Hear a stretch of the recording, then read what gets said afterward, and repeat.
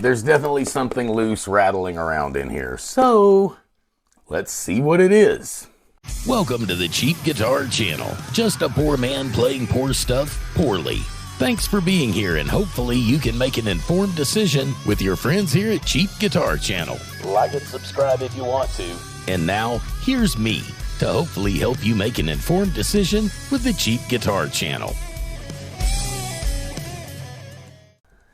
Hey guys, welcome back into the Cheap Guitar Channel. I'm Cody. Like and subscribe if you want to. So, I've been doing these Donner DST200 upgrades, and I guess Donner got word of it or wind of it, liked what I was doing, and so they sent me a guitar to review. I'm going to unbox it, but before I do that, this is sort of concerning.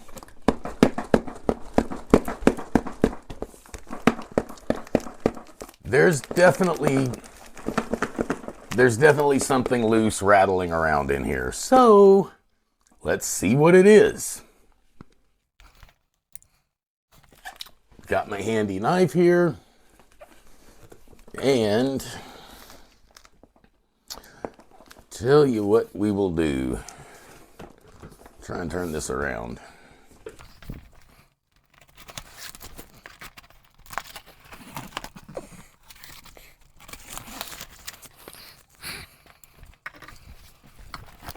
Let's see what we have in the Donner box.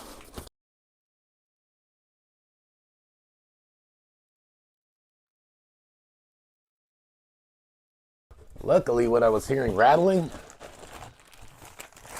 I think, was the accessory pack. So let's put this aside for a second and see what accessories this came with.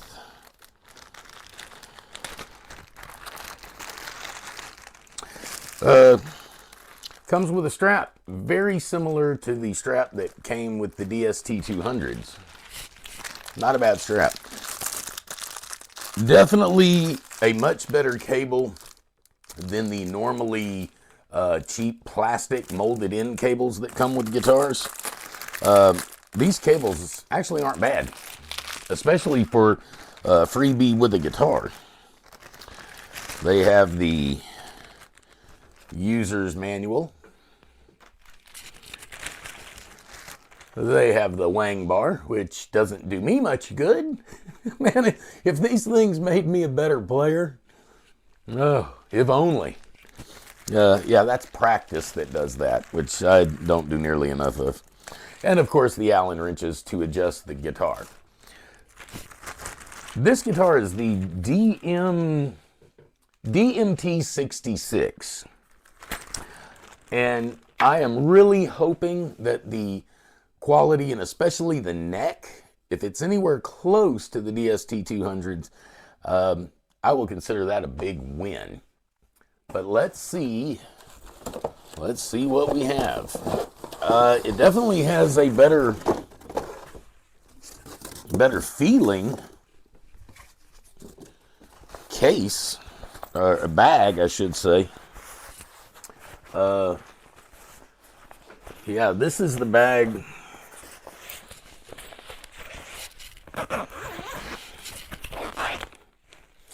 Again, it just has a single pocket on the front. But it's actually a pretty handsome bag and has a nice strap. It has a thickly padded strap on it. And of course, the backpack straps. They're not the hideaway straps. But if you're, commuting across town or whatever, yeah, this isn't a bad bag at all. This is the one the DST200s came in, and you can see the straps on it. The carrying handles are of much, not quite as robust. Let's just put it that way. The backpack strap's the same way.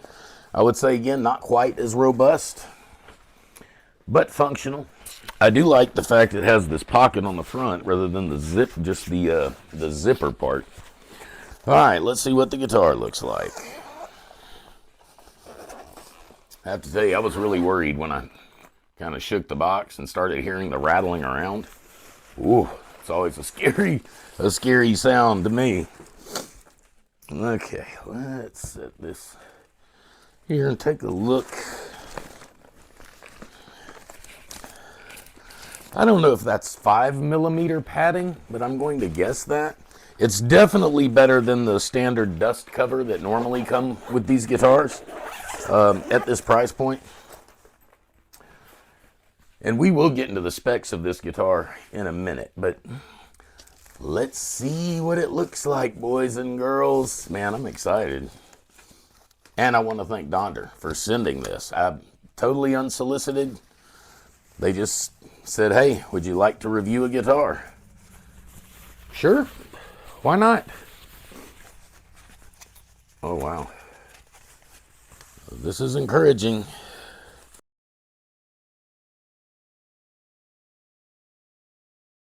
Well, I did not expect the fade to be that dramatic on it, from the purple to the black. That is beautiful. Man, I hope the camera is picking that up. Let me give you another perspective, or my perspective. When I was growing up, way back in the age of the Tyrannosaurus, a good guitar was going to set you back at least $400. That was for something playable. You could find very cheap, what we thought were piece of crap guitars made in Japan or Korea, which seems crazy now to think that way, because a lot of those guitars, when you find them on Reverb, man, they want crazy money for them. And for good reason. A lot of them were really good guitars. We were just too stupid to know any better. We thought if it wasn't a Fender, if it wasn't a Gibson, even down here in the South, a Peavey. And we even look down on Peavey as metal guys. We're metal guys. We don't want Peavey. You know, we wanted Gibsons or Ibanez's or Jacksons. You know, Charvels. Those were the guitars we wanted as metal guys. BC Rich, man. A Warlock. Oh, if you had a Warlock. Anyway, if you bought a guitar, if you even could find a guitar for less than $300, man, the neck would be so bowed. The strings were, I mean, the frets would cut your hands to ribbons. They were just horrible. So now, fast forward 30 or 40 years, and the quality of the guitars that's coming out, and I get the CNC machining, thank you Hartley Peavey for that one, has really turned the budget guitar universe into a viable universe, because the guitars are now playable. So when I get a guitar like this, and it is sub $200, I think the list on this, the MSRP, they have it at $399, which I will, when I get into the actual demo of it in the review, I'll let you know if I would pay $399 for it. But I think they're going for $119 to $159, something like that, pretty consistently on Amazon and eBay. But when I see a guitar that looks like this, and I mean, even the headstock is faded, and that's a good-looking headstock in my world, anyway. So I come from the perspective of playing very, very bad guitars for a very long time. And when they can deliver a guitar that looks like this, having not even played it yet, just that looks like this, for less than $400, it really, you know, it blows my mind that this is even available, because I never, you know, as a kid, as a teenager growing up, I never thought I would see the day when you could get a decent guitar for, I say, less than $400. Even back then, a $400 guitar wasn't anywhere near top of the line. Now, you could find used stuff, you know, for $400 back then. But I am of the perspective that it amazes me that they can turn out guitars for less than $200, less than $400, that are this good. Again, it comes with the DONNER string action ruler and this nice little chord chart, which the DST200s came with as well. I guess all the DONNERs come with these, which is a really nice touch. I'm not sure that a beginner is going to know what to do with the string action ruler, but it is a nice touch anyway. And every Donner that I've got so far, I've basically used their string action ruler right away just to see what the action was set at, which is one of the ways you know it's reasonably impressive right out of the box with no setup and no anything else.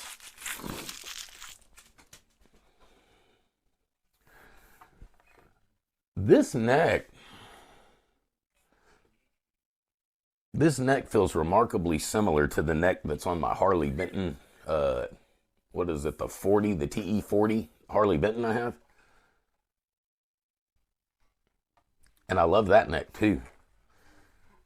Not sure about the profile on this one compared to the DST200 because I fell in love with the necks on the DST200s. The skunk stripe on the back, it was really nice. There's not much finish on the back of this neck. I mean, it's not raw. It's very, very light. The tuners look good. The quality control was passed. It's made in China, in case you were wondering. I'm pretty sure everybody knows they're made in China. The back of the guitar looks like this. Again, this paint job.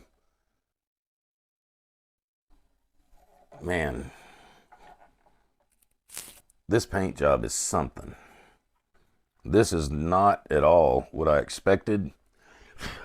And I want to say online when I looked at this, it was just purple, just basically purple. Well, and I think I might see our first issue here. Okay, let's see if you can get a shot of this.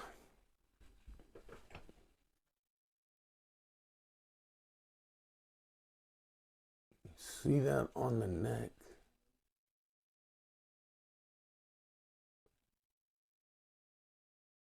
I'm not sure how much of an issue that will be. Doesn't look like it would be something you'd really even notice. And I don't think most beginners would notice at all. At the back side, it looks like there might be a little overspray or something right there. You can get a shot of that, maybe. I don't know if the light is good enough to get a shot of that.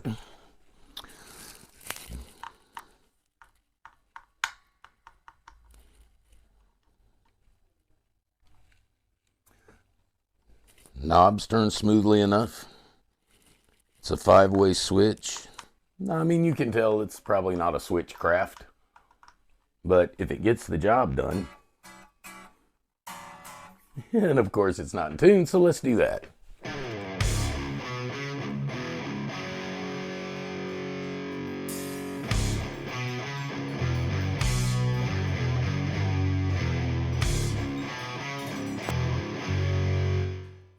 Wow. The tuners, I would call them perfectly adequate for this price point of guitar. I didn't feel them slipping by any means. They felt relatively tight. They have a decent feel to them. Obviously, they're not, pings or high end, but they do kind of look like maybe ping knockoffs, if that's what you want to call them.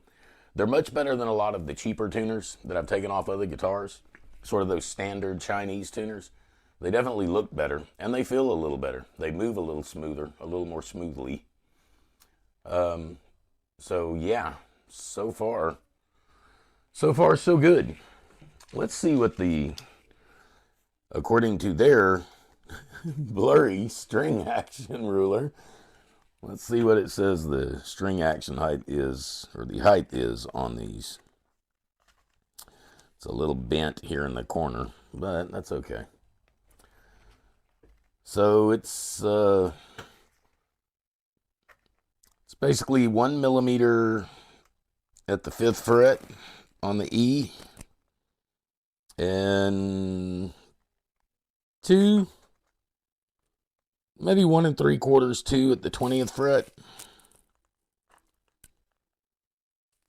2 2/4 at the, what is this, 21st fret? What is this, 12? 22 frets. So yeah, it's probably 2 2/4.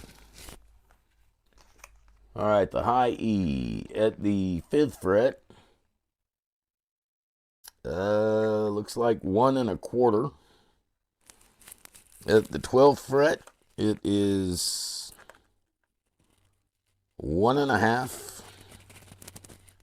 And at the 22nd fret, it is 1, looks like 2 millimeters.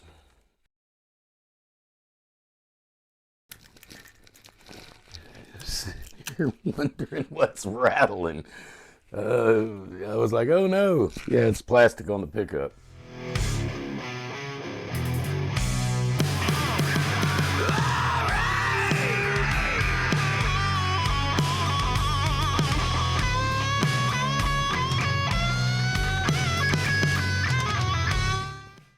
Okay, didn't find any dead frets, any dead spots in the fretboard. You can't even feel these fret edges. It's almost like this has already been rolled. I'm trying to feel if there's any, feels like,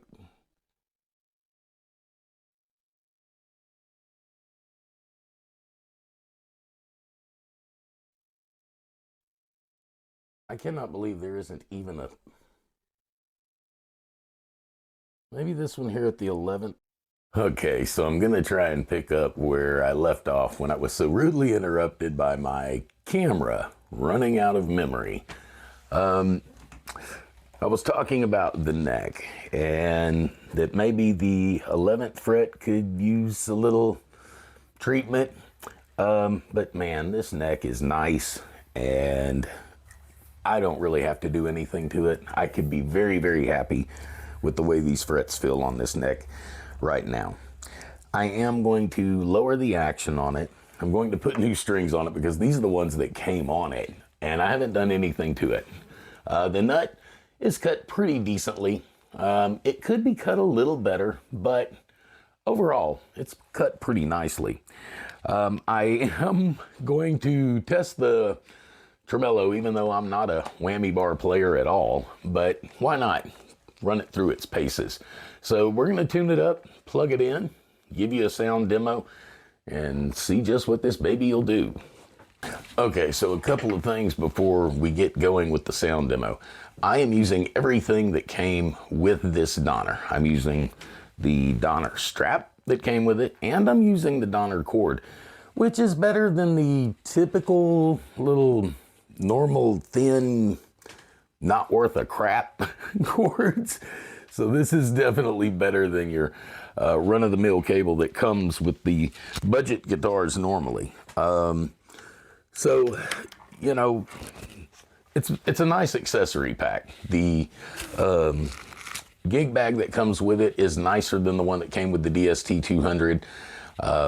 So nice accessory pack that has come with this 66. I'm running into my trusty Fender Champion. We're going to start on the clean, and I'm just going to go through each pickup and show you what the clean tones sound like. Again, everything in this is coming through this microphone, so keep that in mind.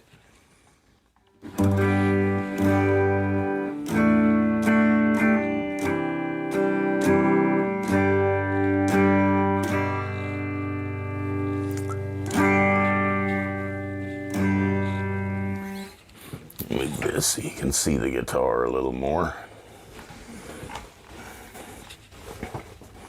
This is the humbucker.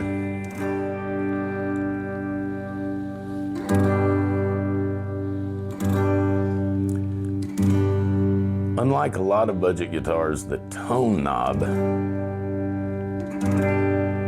actually works all the way through the range.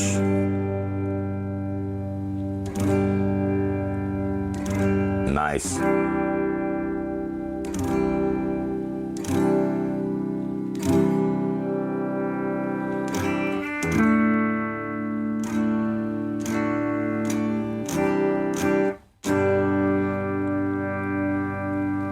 All right, so this is humbucker middle position.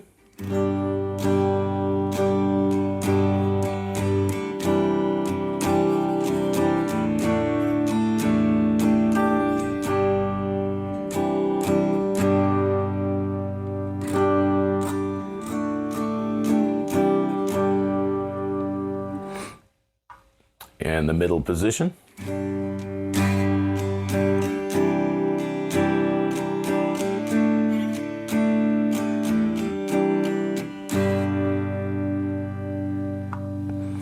This is middle and neck.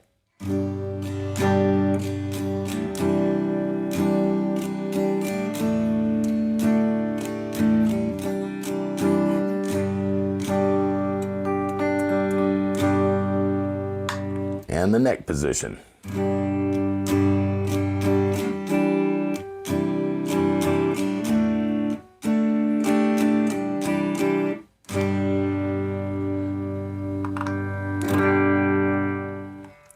Very nice by my ears. I find nothing wrong with these pickups so far. The springs and the tremolo are definitely ringing a little bit, which is kind of to be expected on these budget guitars, but not terribly, terribly bad. Everything on the amp is set at 5 o'clock, or at noon, on 5, bass and treble wise. So we are going to switch over to the dirty side and see what it sounds like dirty.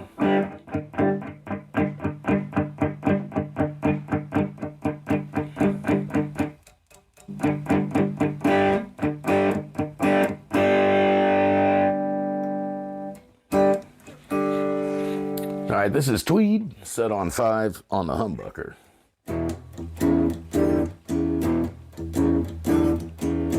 Oh, guys, keep in mind that a lot of what you're hearing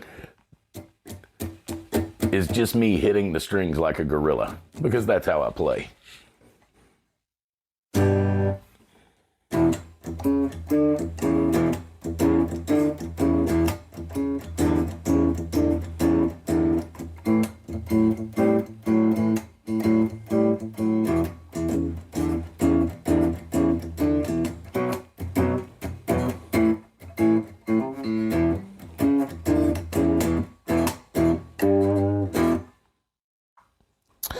Humbucker in middle.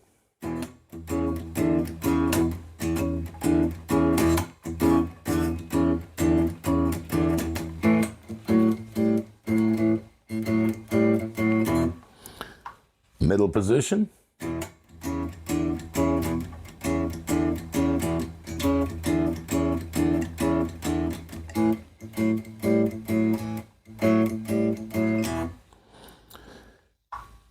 Middle and neck position.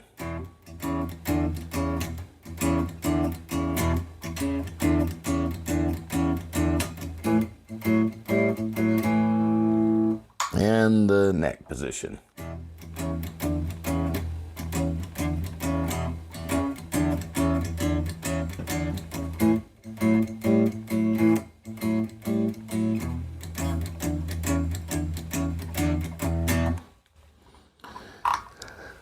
It's kind of nice to be able to go from dirty to almost pristine cleans with just the flip of a switch. Now, I have not adjusted the pickup heights in this yet, and they definitely need to be adjusted. So keep that in mind as well. All right, so let's get to a little heavier tones. Again, that's on the Tweed setting. Let's get over here to, this is on the British setting, the gain on 5, bass and treble both at 5.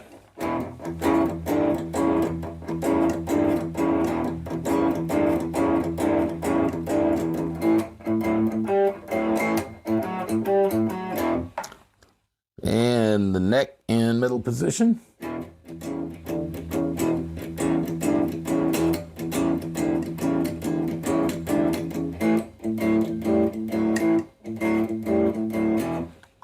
In middle position.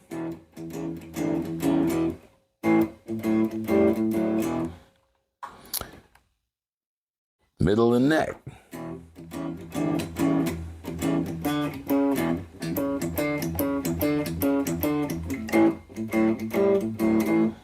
And neck position.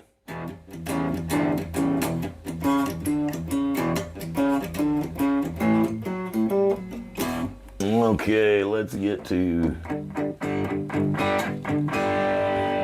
again, we're still on British.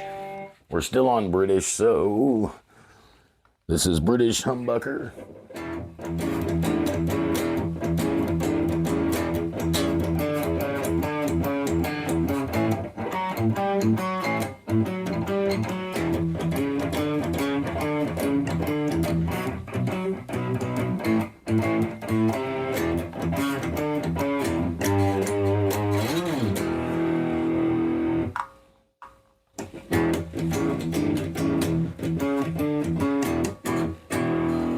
Middle position.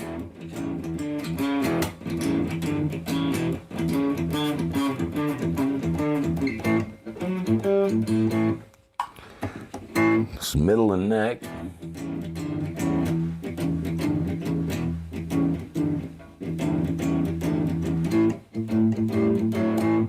And neck.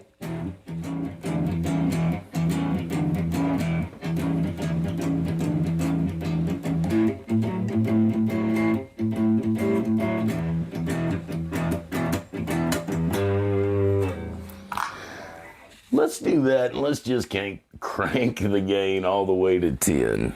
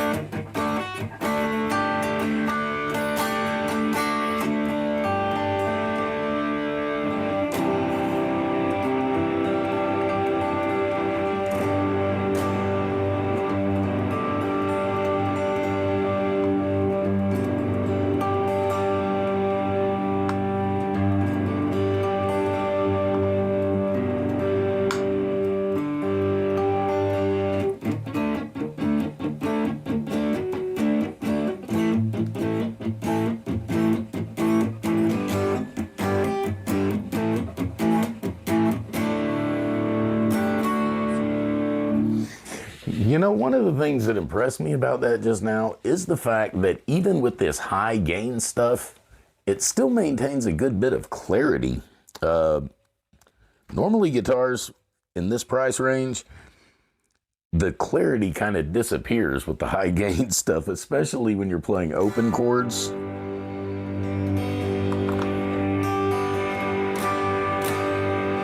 A lot of times it just gets real muddy and soupy. Okay, let's go to extreme metal.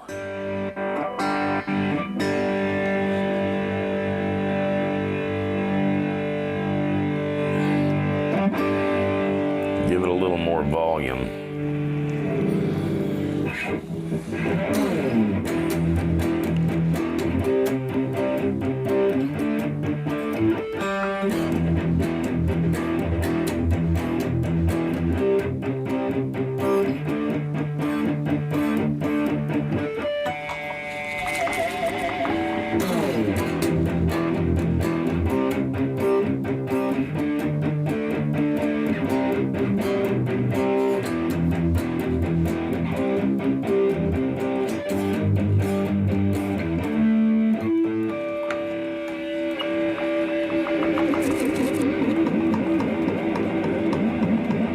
I think it's gonna stay in tune.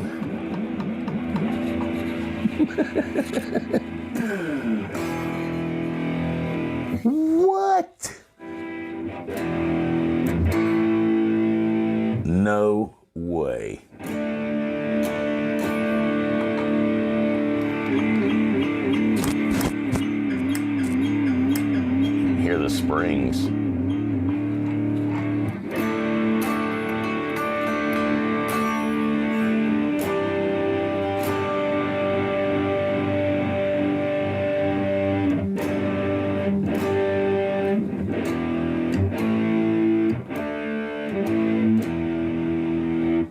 All right, color me impressed, Donner. Normally that knocks the guitar completely out. I said the nut was cut pretty well. I think that's a testament as to just how well it is cut. All right, that's crazy. Yeah, normally it would be just so out of tune now you couldn't play it. Not that it's perfectly in tune.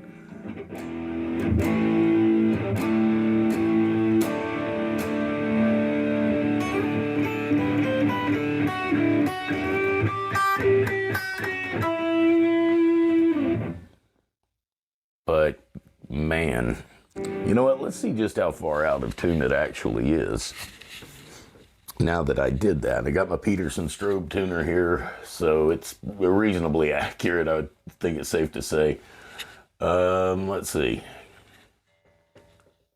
Wow. See if I can get this to where maybe you guys can see it.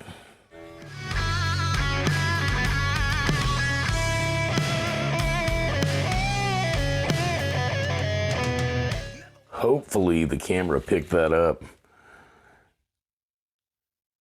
After going a little crazy with the whammy bar, you saw everything was just barely flat.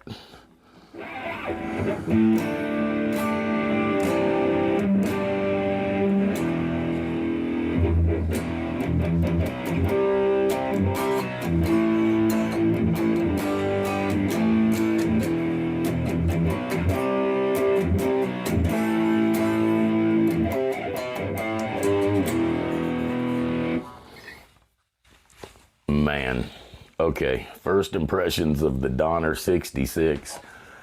It's absolutely beautiful, the paint job. I'm going to show you some things that aren't exactly perfect on it because I'm going to put good strings on it. I'm going to adjust the pickups. I'm going to oil the fretboard and try to lower the action a little bit. If I can get the action down just a hair on this, I would be really, really happy with it. Man. All right, so let me do my thing to it, and I'm going to set it up just how I like to get things set up, and then we will come back and do another demo, and I'll give you my thoughts on just what it does. Okay, looks like a 42 millimeter nut, if you can see. Hopefully that's coming through. Just wanted to show you that I'd put the straight edge on it to see what kind of relief was on it, and it's almost perfect. I don't think I'm going to have any issue lowering the action without adjusting the neck. Man, again, points to Donner. So the stock strings are coming off, and I am putting on regular slinkies, the 10s through 46s. That is what is going on it. So we'll put some decent strings on it, oil the fretboard, and we'll go from there.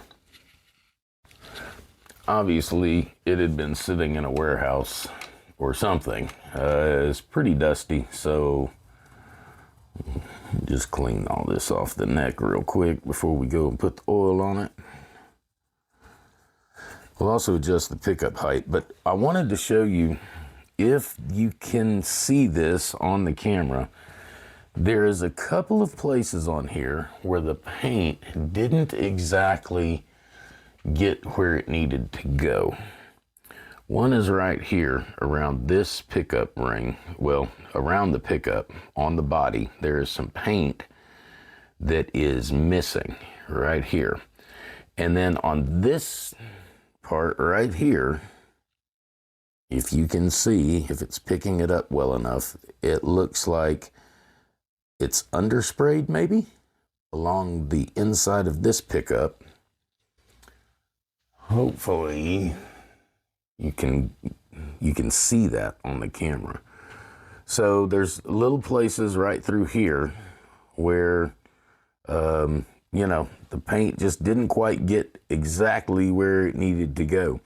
There's also a couple of places here on the bottom of the neck.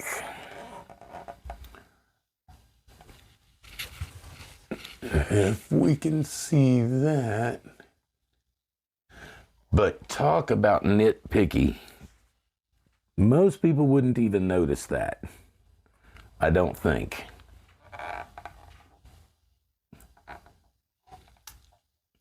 Anyway, just little bitty things to be aware of. I almost hate to even point that out at this price point, because obviously it's not going to affect the playability of the guitar. I can't even see that it would really affect the value that much, or the resale value that much. But yeah, there's just some little issues like that I found so far. But we'll keep going and see what else we can find. By the way, also had zero issue removing the strings and these tuning pegs. These tuning machines, for this price point, I am more and more impressed with them. I'm going to have to tighten them up a little, one or two of them, actually just one of them. Here on the D string is a little bit loose, but other than that, they didn't slip at all when I was tuning it up. They don't have that grindy feeling that sometimes these cheap tuners have. They feel really smooth. They really feel like pings. They probably went to the ping factory, stole a whole bunch of them, and then put them on these guitars. I just can't believe these are budget tuners. Normally, the tuners on these budget guitars are not good. You know, they're sometimes not just terrible, but usually they're not real good. So I am very impressed with these tuners on this guitar. Especially, again, at this price point.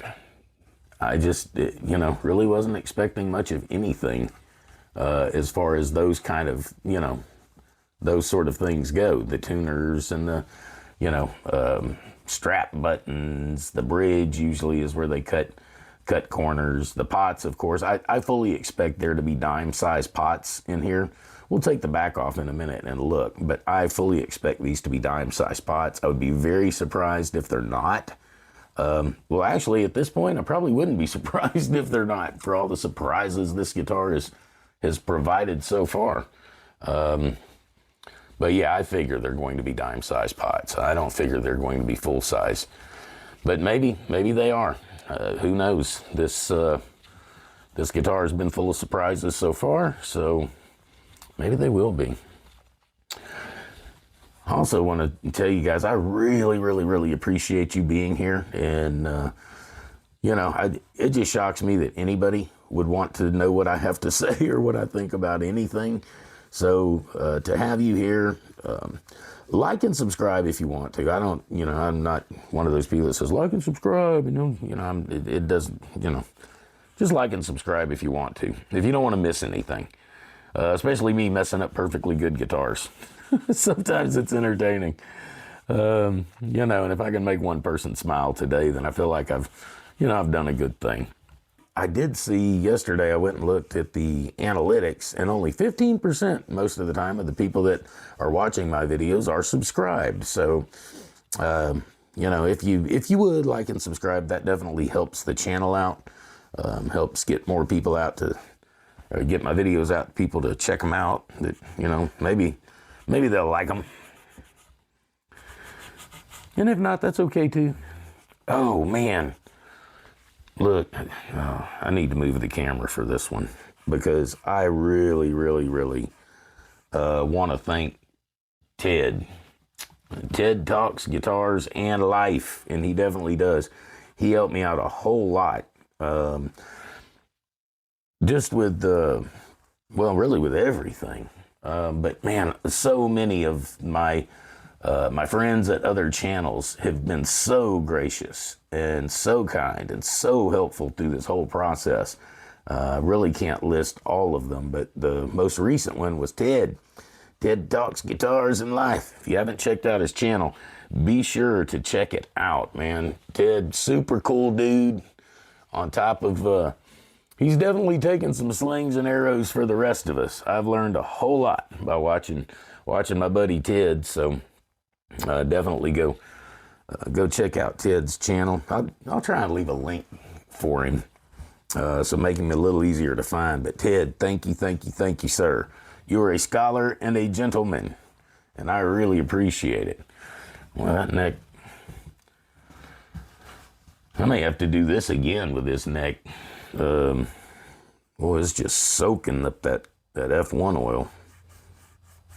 I mean, soaking it in. All right, before we get back to this neck, they are calling this the DMT mid-outset pickup. New Reflectone pickups created in collaboration with DONNER Lab Designs deliver clear and articulate tones with solid lows and sparkling highs, while the HSS pickup configuration offers outstanding versatility. I'm not going to disagree with any of that. That's actually pretty nice. Now this I will disagree with. The next part says this is an ultra-thin C-shaped neck. It says the comfortable C-shaped neck with satin matte finish minimizes the strain and fatigue on the left hand during intense play. It's definitely C-shaped in my book. I am not calling this ultra thin though, by any stretch. It's a comfortable neck. It really is a comfortable C-shape. But when I see ultra thin, I think Ibanez Wizard. That to me is an ultra thin neck. This is not that. It says the DMT66 features 6 individual saddles, of course. Easy adjust the height, these pole pieces. And they're not terrible. They're these the bent saddle type, so they have a little bit of travel in them. We'll see when I lower the action just how bad these grub bolts are on the side of your hand. It says it's a Laurel fingerboard. Let's see, a dual action truss rod, which is definitely nice on a guitar at this price point. Poplar wood body, maple neck, yeah, poplar wood top. Those are the specs. They keep saying it's this ultra thin C-shaped neck. It is satin finish. They're saying Canadian maple, Laurel fingerboard, dual action truss rod, frameless pickups. Yeah, there is no neck plate, which is kind of neat in a guitar of this price point. By the way, no trouble removing the strings. I don't know if I told you that, but yeah, I like it without the neck plate on it. And it's not a steep cutaway, but it's comfortable. It's easy to get to these upper frets for you lead players out there. So just more things to keep in mind. I'm going to give this neck another oiling because, man, it's soaked up that last bit really, really quickly. When they pull the bottle down, I hear the crack. And yes, when it came in, I did let it acclimate. The one thing we have in abundance this far south is humidity. We have a ton of humidity. We like to say we live in the Gushy state because we have tons of humidity and tons of water everywhere. So it's not as bad. If you ever watch Phil's channel, he's always talking about the humidity problems out in Arizona. And I lived out in the high desert of California for a little while, so I know what he's talking about. It was funny, when I left here, it was 96 degrees with 100% humidity, which is stiflingly hot if you've ever been around that. And we flew into Las Vegas, and they said on the, I'd never been to the high desert before, my first trip out there. And they said over the intercom on the plane, when we land in Las Vegas, be very careful because it's 116. Man, I thought I was going to die. I said, oh, I just flew out of Houston and it was 96 with 100% humidity. I'm going to die if it's 116. So anyway, long story even longer, we landed in Las Vegas and I wasn't even sweating. The inside of my nose felt like a Triscuit cracker, and it was going to bleed at any minute. But, yeah, it was a dry heat, and something I was completely not used to. we spent a good bit of time around the equator in Central and South America growing up. And so I'm pretty used to the humidity. I know what humid hot is, but that was my first experience with dry heat. And I can see where guitars would have terrible fret sprout issues and those kind of conditions. So I understand the struggle there. But we don't have those kind of issues. Here it just gets so hot and thick and muggy you can't breathe, which is a whole other issue in and of itself. But if you've never experienced that kind of southern heat in the United States, it's a whole different animal. All right, so I think that's good for the fretboard. We're gonna let that soak in for a little while, and then come back and put the strings and everything on, and see what we've got going on. Normally, I just deck these and penny lock them, but I almost hate to touch this tremolo now because of going crazy with it, and it didn't knock it out of tune. I almost hate to touch it because it did so well. But I'll tell you what I want to do. Let's get the back off of it and take a look at what's going on in here. All I want is one good shot to get me through the day. A little help to calm it down and make it all start to fade. And now this day is done, and so am I. It's your typical small block tremolo. Damage done, and I think I'll die. Nothing much to figure out. Okay, it's definitely dime-sized pots, which is what I figured. I would have been really surprised if these weren't dime-sized pots. PCB switch, which I guess is more and more typical now on budget guitars, but the wiring looks pretty nice. Of course, you're talking to someone who, my wiring is ugly. I mean, ugly. Yeah, I can solder, but man, it isn't pretty. And I solder only because out of necessity. I had to learn pretty early to work on my own stuff, or try to work on it. Another night spent with my best friend. And soldering is definitely my weak point. I need a whole lot more practice. A better iron would help a lot too, but yeah, I definitely need a lot more work on my soldering. I get the job done, but boy, I don't want anybody looking at it when the job is finished. I am not the master of efficiency when it comes to soldering. Jack Black, Black, Black. Me and Jack Black, Black, Black. Okay, so I wanted to show you this, just in case you buy one of these and you're new, to tighten up the tuning machines. You just put the screwdriver in the end of them and give them a little turn. I only had one that I had to do that to, and it was the D string, this one. And man, turns smooth. But again, I'm wondering if they didn't go steal these from the Ping factory. Normally you get, they're grindy sometimes, or there's a lot of play in them. When you turn them, it's like they're just sort of loose. That's not the issue with these. I mean, there's no issue with these at all, which again, to me, is crazy at at this price point. Okay, so I'm going to try and get this bridge a little lower now that we've seen the back of it, because I don't normally use a tremolo at all. And this is probably going to make the tremolo ineffective. I'm not exactly decking it, but I'm not going to leave it a lot of room to move around, put it like that. So I'm just tightening these screws down, and I may end up backing them back out. But again, I'm just setting it up how I would do it. And normally I would penny lock the tremolo in the back. That way it doesn't move at all. but I know I'm going to have to do some treatment to the springs also before it's all said and done. But I know most beginners and most people that are just starting out on guitar aren't going to be doing all of this. So I wanted to kind of give it a fair review just out of the box to show what most people are going to be dealing with, especially beginners or people just starting out. Although I will tell you, you probably couldn't find a better guitar to work on for your first guitar because it just doesn't need much so far. I may have spoken too soon. Let's string it up and get it back together and see where we're at.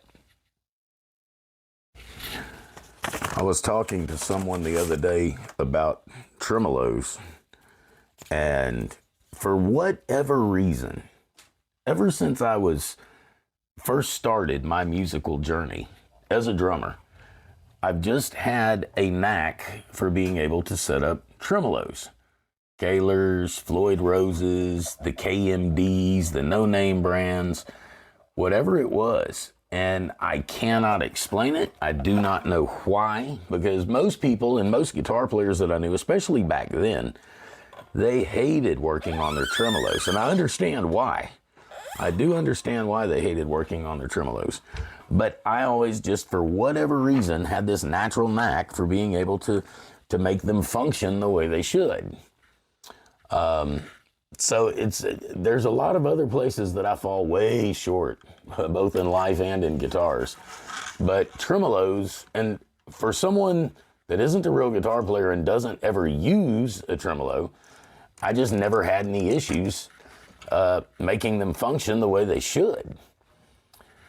So normally, especially if it's a Floyd, I'm just going to give you this tip, because it's one of the places that I've seen most guitarists and most people mess up when you're talking about a floating tremolo. And it's not necessarily just a Floyd. Pretty much any 2-point floating tremolo, you can avoid a lot of headache and heartache if you just change the strings one at a time. So if you bust the E string loose, put the E string back on, then go to the A, put the A on, take the D off, put your new D on.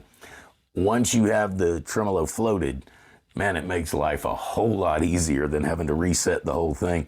Because I used to watch guitarists come in and they had taken every string off of it, and then they couldn't make heads or tails of it.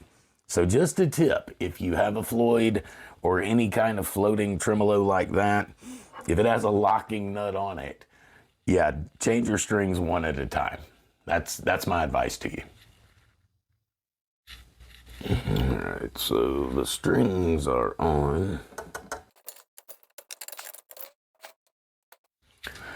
By the way, if I don't find that other string, it will end up in my foot. So checking the action once again, and it's about where it was before. It's actually within specs as it sits. It's just higher than I normally like it. It does get a little high down here, but I think we can fix that without touching the neck, because the relief on the neck is nice. So I'm going to lower the strings at the saddles, then set the intonation. Move this back. Hopefully I can lower this and these grub screws won't just be completely tearing into your hand, or my hand. Because it's not going to be your hand they start tearing up. It will be my hand they start tearing up. Just me and Jack Black. Now it all comes back to me as I feel the world turn. The girl was just a woman. Okay, let's put it on the tuner and see what it looks like. Iceberg. I knew what I was thinking, and I knew that it ain't right. She just stared right back at me, black label in my sight. Wow. Okay, call me impressed again. Done, and so am I. I can see the damage done, and I think I'll die. Nothing much to figure out, just the fact. Donner, you have seriously impressed me with this one. Okay, so the A, little, and I almost don't even want to touch it, that's so close. With my best friend, Bobby and Jack Black. I don't even know what else to say about that. Boys and girls at home, that's called setting the intonation. If you're new to guitar, you're just learning guitar, learning how to set them up. The action is from extraordinarily low to pretty much where it should be on the high E. And it's pretty low on the low E, which is just about how I like it. Even though I play like a gorilla, I really had to, over the years, kind of learn to calm down, because I used to play with 12 gauge strings on electrics, and I still like playing with 12 gauge strings. Okay, now that I have the Donner set up and I'm about to demo it, let me start with a few thoughts here on it first. This is my third Donner that I've messed with. The first two were the DST-200s that I'm about to put the nuts on and hopefully get those out of here. And both of which are really nice guitars. I mean, really nice. To the point I could see people going and doing gigs so they don't have to take their American Strat or even their, Squire American, or Squire Telly, Squire Strat. They're a nice guitar to the bar. I could see them easily playing that DST-200 in lieu of taking their nice guitar out. I was not expecting much from the DMT66. Now that I've got it set up, and you saw how well it was intonated, even after I lowered the action, I still need to go in and lower the pickups before I demo this thing. This is not what I would call a shredder neck. They called it a slim C. I'm not calling it a slim C. I'm not a lead guitar player, but this neck with this action where it is now almost feels shreddy. This action is super low. And by the way, no high frets, really, I mean, none worth addressing. If I was a beginner and got this guy at Christmas, I'd be real happy with the fret work on this, the fret dressings on this guitar. But yes, the action on this guitar is super low now.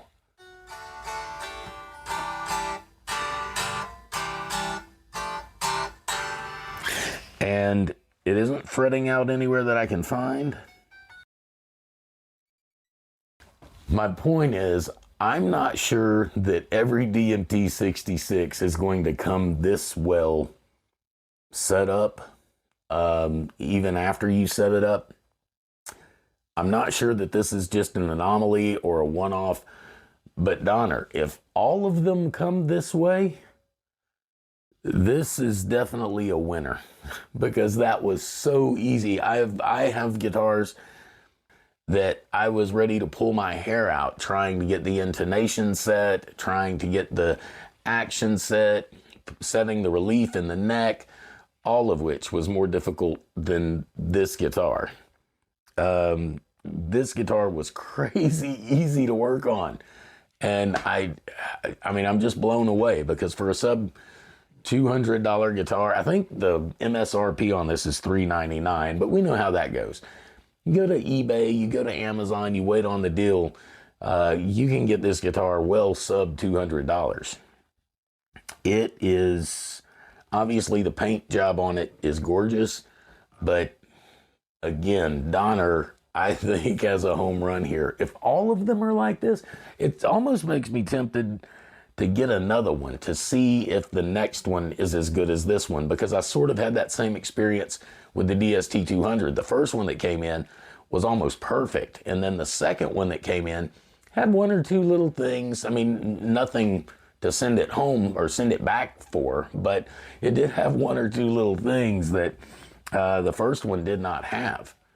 This guitar, again, I just cannot believe where it's at for the price point. So we're about to demo it again now that I have it all set up and the intonation in. And matter of fact, what I'm going to do is we're going to run it through the Behringer pedal board this time. Not that you can't get plenty of nice sounds out of the Fender amp, but